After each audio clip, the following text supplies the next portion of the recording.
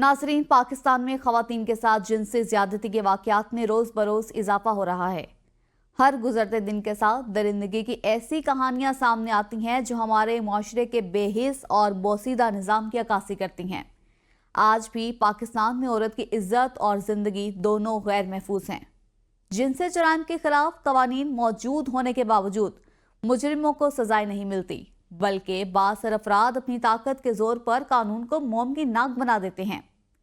जी हाँ, ऐसा ही एक अफसोसनाक वाकया फैसलाबाद की तहसील तानदियावाला के एक नवाही गांव में पेश आया, जहां 3 दरिंदा सिर्फ अफराद ने एक बेसहारा खातून की इज्जत को पामाल कर दिया।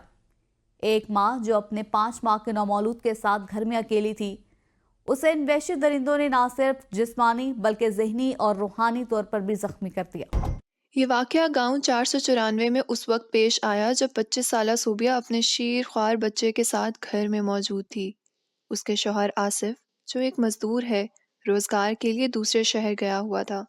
इसी दौरान 3 औबाश मुलजिमान ने घर की 4 दीवारी का तकद्दुस पामाल करते हुए असलहे के जोर पर घर में घुसकर सोबिया को अपनी हवस का निशाना बना डाला। मुतासरा खातून ने इन दरिंदों के सामने इल्तिजाएं की, रहम की भीख मांगी, मगर वो संगदिल जालिम न पिघले। उसने चीखो पुकार की, लेकिन गांव के बासियों ने ना सुना, क्योंकि यहाँ ताकतवर की हुकूमत चलती है। यहाँ कमज़ोर की आवाज़ दबा दी जाती है। ये जुर्म सिर्फ सोबिया के साथ नहीं हुआ, बल्कि ये उस पूरे मुआशरे के मुंह पर तमाचा है जो आज भी औरत को तहफ़्फ़ुज़ देने में नाकाम है। और जुल्म की हद तो तब हुई जब गांव के बाद सरजमींदारों ने इस मजलूम ख़ानदान का साथ देने के बजाय उल्टा उन्हें घर से बेदखल कर दिया, सिर्फ इसलिए कि वो गरीब थे, सिर्फ इसलिए कि वो दरिंदों के खिलाफ आवाज़ उठा रहे थे।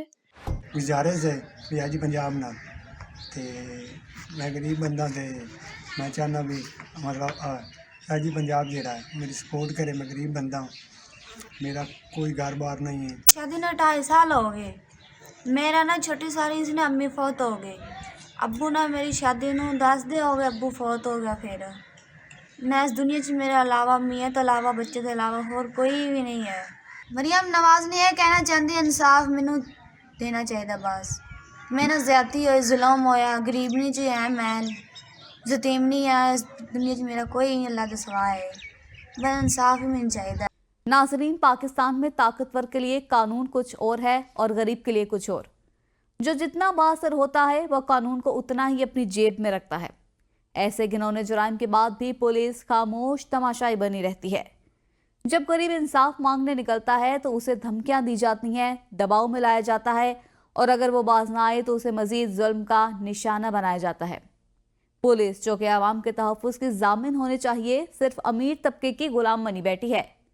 जब भी कोई मजलूम अपनी फरियाद लेकर थाने पहुंचता है तो उसे या तो धुतकार दिया जाता है या फिर केस कमजोर कर दिया जाता है ताकि मुजरिम साफ बच निकले। जी हाँ, यही कुछ सोबिया और उसके शौहर के साथ भी हुआ। उन्होंने थाने के चक्कर काटे, SHO, DSP और दीगर हुकाम से इंसाफ की फरियाद की, लेकिन कोई सुनवाई ना हो सकी। उल्टा उन्हें धमकियां दी जाने लगी कि अगर वो ज्यादा बोले तो अंजाम और भी बुरा होगा। सोबिया और उसके शौहर आसिफ ने हर दरवाज़ा खटखटाया, हर फोरम पर फरियाद की, लेकिन इंसाफ दूर होता चला गया। पुलिस के पास रिपोर्ट दर्ज करवाने के बावजूद मुल्जिमान दनदनाते फिरते रहे।